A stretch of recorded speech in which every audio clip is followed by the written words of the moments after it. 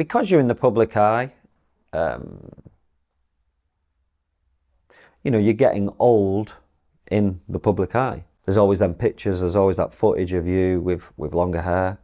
And then fast forward towards the end of your career, you see it with lots of footballers that either shave all their hair off, or they suddenly become receding, or they didn't have the hair that they had 15 years ago. That's just natural. People go through stressful times and it does affect your hair. Playing football, playing for United, it was a stressful sort of job. You are under the spotlight. If you have a bad game, you're aware of the criticism. I first realised, obviously, when you play football and the camera can be overhead and you can see the top of your head, there's no hiding place. I think I first started notice it then, because looking in the mirror, it's not too bad. It's more on my crown. Everyday life, it's not too bad. But obviously, like I said, when it's televised games, all the games are televised, especially when you're playing for United. That's when I started to notice it a little bit more. Yeah, there was a specific game actually. It was I actually scored 2 goals at Anfield. We won the game. Obviously you're buzzing, you scored 2 goals against Liverpool.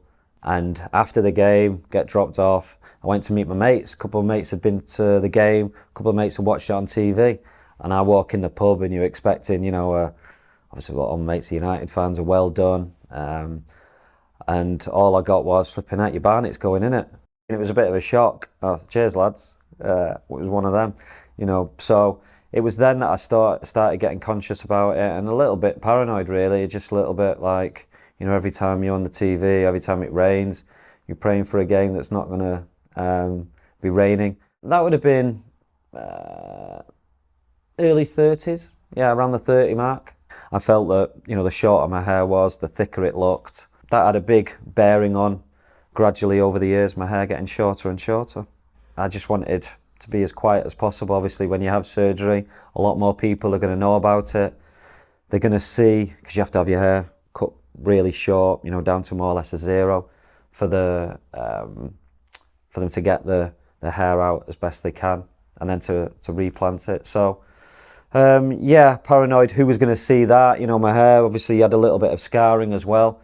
It was just keeping a low profile, really, just staying in the house, wearing a cap if you did go out, and in no time it's back to normal. My close friends will know, but other teammates wouldn't know. So this is the first time they're probably hearing it. And you'll still have, the men's men who, I'll never get anything done, you're not a real man. Of course, you will get that bit of society, but also there's a growing sort of interest out there to make yourself feel better, to make yourself look better.